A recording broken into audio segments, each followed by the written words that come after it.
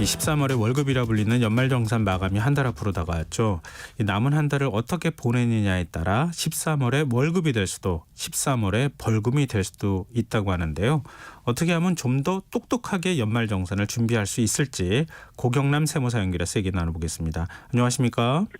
네, 안녕하세요. 네, 이 남은 한 달을 어떻게 준비하느냐에 따라서 세금이 많이 달라질 수 있는 거죠? 충분히 달라질 수가 있기 때문에 네. 미리미리 좀 준비를 하시는 게 연말정산을 대하는 좀 올바른 자세다라고 볼 수 있을 것 같습니다. 연말정산할 때마다 소득공제, 세액공제 이게 뭐가 다른 건지 궁금하다 이런 얘기 많이 하시거든요. 설명을 좀 해주세요. 아주 간단하게 설명을 드리면 네. 직접적으로 줄여주냐, 간접적으로 줄여주냐 이 차이라고 보시면 되는데요. 네. 이 세액공제는 세금을 직접 줄여주는 개념이고요. 이 소득공제는 과세 표준이라는 걸 줄여서 세금을 간접적으로 줄여준다라고 보시면 됩니다. 그러니까 세율이 6%부터 45%까지 좀 구간이 나눠져 있다 보니까 예. 이 소득공제처럼 과세 표준, 이 금액을 줄여가지고 곱해지는 세율 구간을 낮춰주는 효과는 간접적으로 세금을 줄여준다라고 보시면 되고요. 예. 이제 세액공제 얼마다라고 하면은 실제 납부하는 세금에서 일정 금액을 정확하게 딱 빼주는 직접적인 방식이다라고 보시면 됩니다. 그럼 연말정산 잘 준비하기 위해서 지금 제일 먼저 해야 될 건 뭡니까? 일단은 가장 대표적인 거는 이제 신용카드 사용 금액에 대한 공제 부분이 있기 때문에 네. 내가 올해 얼마를 썼는지 확인하는 게 1순위일 것 같습니다. 예를 들어서 이제 신용카드 관련 소득 공제는 우선 이제 우리가 편하게 말씀을 드리면 이제 연봉이라고 표현을 했을 때 예. 연봉의 25%보다 더 많이 쓴 금액부터 공제가 가능하기 때문에 예. 지금까지 내가 얼마를 사용했는지 확인이 우선적으로 필요하겠죠. 그럼 자기 연봉은 알 테니까요.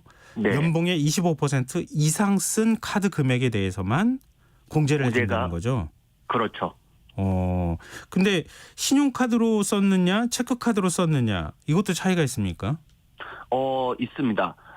일단 기본적으로 연봉의 25% 이상을 썼다라고 하면 네. 그다음부터는 신용카드로 썼는지 체크카드로 썼는지 이제 공제 적용률이 달라지는데요. 네. 신용카드는 사용금액의 15%를 체크카드는 30%를 해주기 때문에 두 배가 차이가 납니다. 그래서 최저 사용금액을 이제 넘긴 금액부터는 체크카드로 공제를 받는 게 훨씬 유리할 수 있겠죠. 그렇군요. 그러면은 일반적으로 체크카드를 좀 더 많이 쓰는 것도 방법이겠네요. 그렇죠. 체크카드를 많이 사용하는 게 더 방법일 수는 있는데 예. 어쨌든 본인 연봉의 25%까지는 무조건 써야지만 공제가 시작이 되기 때문에 네. 개인적인 의견으로는 이제 체크카드보다는 신용카드가 뭔가 카드적인 혜택이 더 크거든요. 아, 그래요? 네, 그래서 25%까지는 신용카드를 먼저 좀 사용을 하고 예. 공제를 받을 수 있는 금액부터는 체크카드로 좀 사용을 해서 공제를 빨리 적용받는 게 더 현명하게 소비하는 게 아닐까라고 생각을 합니다. 요즘은 앱카드도 많이 쓰잖아요. 네네. 그거는 그냥 신용카드로 분류가 되는 겁니까? 앱카드는 앱 안에서 신용카드와 체크카드가 나눠지는 거기 때문에 예. 크게 상관은 없습니다. 그건 상관없습니까? 네. 그러면 신용카드로 최저 사용 금액을 맞췄다고 다 끝나는 겁니까? 아니면 또 거기 안에서 공제가 안 되는 항목이 또 분류가 되거나 그러나요? 분류가 되기는 합니다. 일부 안 되는 항목들이 있는데, 예. 공제 대상이 아닌 사용처를 좀 보면 이제 보험료나 제세공과금 또는 예. 이제 어린이집, 유치원, 초중고, 대학교 등의 교육비 같은 경우는 이제 공제 항목이 아니고요. 예. 이제 자동차를 구입할 때 카드를 좀 사용하는 경우도 있는데 그것도 공제 대상에서는 제외가 됩니다. 다만 이제 학원 수강료나 이제 신차가 아니라 이제 중고차를 구입할 때는 중고차 구입비의 10%는 공제 대상에 해당한다라고 보시면 되고요. 이거 다 일일이 분류해야 됩니까? 이거 복잡하네요.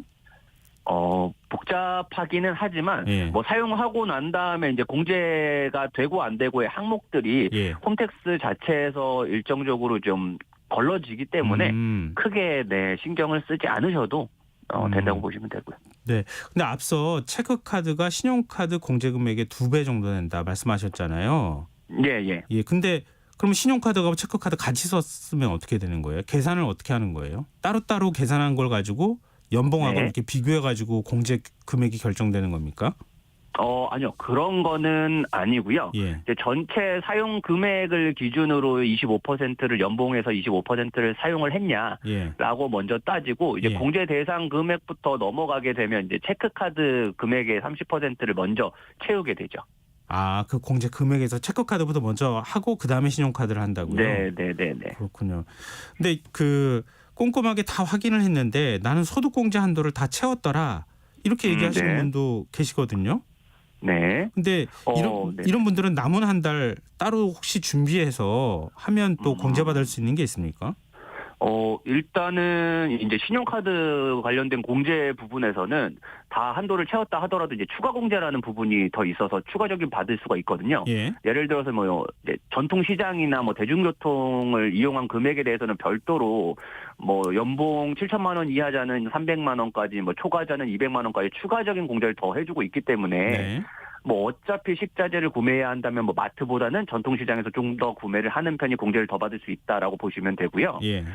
신용카드 공제 말고 다른 건 없나라고 말씀을 또 하신다면 예. 일반적으로 이제 조금 이제 좀 젊은 세대들 같은 경우에는 이제 연금저축, 미래를 대비하기 위한 연금저축 상품을 통해 가지고 네. 납입을 하게 되면 최대 한도로는 연간 900만 원까지 이 해당하는 금액의 16.5%까지 공제를 받을 수 있기 때문에 예. 세금 공제로는 가장 큰 혜택을 받을 수 있는 상품이다라고 보실 수도 있습니다. 연금보험 드는 거요. 연금저축. 연금저축. 상품. 네. 이거는 꼭 들어야 되겠는데요. 젊은 층 같은 경우에는. 그렇죠. 이제 젊으신 분들 같은 경우에는 이제 부양 가족이 사실 많은 편도 아니고, 예. 네, 그 공제를 받고자 하는 부분이 이제 좀 많이 협소할 수 있기 때문에 그렇죠. 미래를 대비하는 목적 차원에서는 이 연금저축 상품을 활용해서 미리 납입하는 게 절세에 도움이 많이 될 수 있죠. 또 올해는 영화 관람료도 소득 공제가 가능하고 대중교통비 공제율도 좀 높아졌다면서요? 네. 영화 관람료도 이제 올해부터 공제가 가능해졌는데 도서 사용하는 부분하고 마찬가지 이제 30% 사용 금액에 대해서 공제 가능하고요. 올해 7월 1일 이후 사용한 금액부터 대상이 된다라고 보시면 되고요. 그 대중교통비도 원래는 이제 40%가 공제가 되는데 예. 올해 2023년도 사용분에 대해서는 2배인 80%로 공제를 적용해주고 있다라고 보시면 됩니다. 근데 이 외에도 올해 새롭게 세액 공제에 포함된 항목들이 있습니까? 들어보셨을 수도 있는데 고향사랑 기부금이라는 제도가 있거든요. 예. 네, 그래서 지역 경제 활성화를 위해서 이제 고향에 기부를 하면 기부한 금액에 대해서 세액 공제를 해주는 제도다라고 보시면 되고요. 예. 10만 원까지는 전액 공제를 다 받을 수 있고 세금으로 10만 원을 초과하는 금액은 이 기부금과 마찬가지로 16.5% 공제를 받을 수 있다라고 보시면 됩니다. 근데 지금 이제 한 사람에 관한 얘기만 저희가 한 셈이 돼버렸는데요. 네. 혹시 맞벌이 부부 같은 경우에는 좀 더 복잡할 것 같거든요. 어떤 부분에 좀 유의하면 좋을까요? 일단은 맞벌이 부분은 이제 공제를 누구 쪽으로 조금 더 몰아가지고 많이 받을 수 있는지를 좀 이렇게 비교를 해보시는 게 가장 좋은데요. 네. 항목에 따라 좀 다를 수는 있는데 일단 이제 부양가족 공제 이 부분은 당연히 연봉이 높은 사람이 받는 게 유리하다라고 보시면 되고요. 네. 이 부양가족을 가져가시는 분한테는 이제 교육비 공제라거나 또는 보험료 공제라거나 이런 것들이 추가적으로 들어가기 때문에 세금을 더 많이 납부하시는 입장에서는 공제를 더 많이 받는 게 유리하다라고 보시면 됩니다. 네. 이와 달리 이제 좀 전략적으로 사용을 해야 되는 부분은 뭐냐 하면은 이제 신용카드나 의료비 같은 경우를 이제 누구 쪽으로 몰아주느냐에 좀 차이가 있는데요. 네. 신용카드나 의료비 같은 경우는 아까 앞에서도 말씀을 드렸지만 최저 사용 금액이라는 그 커트라인이 있기 때문에 연봉이 높으면 높을수록 최저 사용 금액의 기준점이 올라가게 되는 거죠. 이건 또 불리하네요. 그렇죠. 그렇기 때문에 오히려 연봉이 좀 상대적으로 낮은 편 쪽에서 이제 최저 사용 금액을 빨리 채울 수 있도록 해가지고 공제를 적용 금액을 빨리 만드는 게 유리할 수 있다라고 보시면 될 것 같습니다. 근데 내가 지금 어느 정도 돈을 썼고 어느 정도 세금이 신고가 될 수 있고 이런 게 있는지 홈택스에 미리 들어가서 좀 확인할 수 있습니까? 그리고 부족한 점이 있으면 좀 보완할 수도 있고요.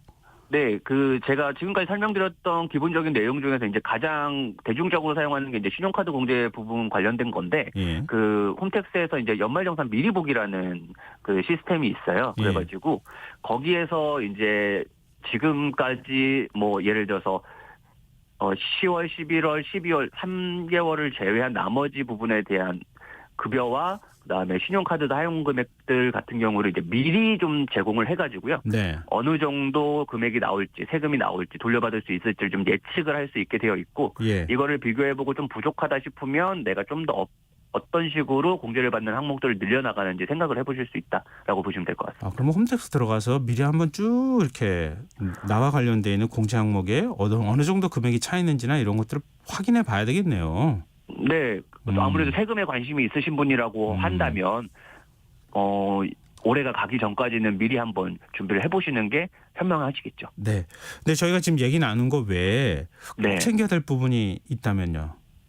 마지막으로. 꼭 챙겨야 되는 부분이라고 말씀을 드린다라고 하면 네. 뭐 보통 일반적으로는 시스템이 워낙 잘 돼 있기 때문에 특별하게 뭐 전자 외에는 뭐 준비하실 건 없는데 예. 의료비 공제 부분에서는 이제 뭐 난임 치료비 같은 경우에는 이제 사생활 보호라는 이유로 이제 서류를 좀 별도로 챙기시는 게 맞고요. 네네. 그다음에 이제 암 환자나 뭐 중증 환자 같은 경우에도 네. 세법에서는 이 장애인으로 별도로 분류를 한 다음에 이제 더 큰 공제 혜택을 주고 있거든요. 네. 그러다 보니까 이 해당 서류는 이제 의료기관을 통해 가지고 알겠습니다. 별도로 장애인 증명서를 받는 게 좋으실 것 같습니다. 그거는 굉장히 중요한 팁이 될 수 있을 것 같습니다. 오늘 말씀 고맙습니다. 예, 감사합니다. 네, 지금까지 고경남 세무사였습니다. KBS 라디오 김성환의 시사 1부 순서 여기서 마무리하겠습니다. 전 11시 정각 2부에 다시 오겠습니다.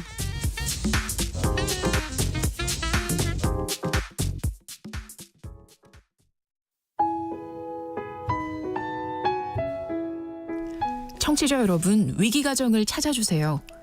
어려운 경제 상황 속에서 긴급한 경제적 지원이 필요한데도 복지 사각지대에 놓여 있어 아무런 지원도 받지 못하고 극한 상황으로 내몰리고 있는 위기 가정이 늘고 있습니다. KBS 강태원 복지재단에서는 사회 안전망에서 벗어나 위기에 처해 있는 가정을 발굴해 긴급 지원하는 사업을 진행합니다. 여러분 주위에 스스로의 힘만으로는 도저히 일어설 수 없는 힘든 이웃이 혹시 있는지 찾아봐 주세요. 우리 사회의 건강한 구성원으로 신속히 복귀할 수 있도록 KBS 강태원 복지재단이 작은 힘을 보태겠습니다. 여러분의 제보 전화를 기다립니다. KBS 강태원 복지재단 제보 전화 1533-0900, 1533-0900입니다.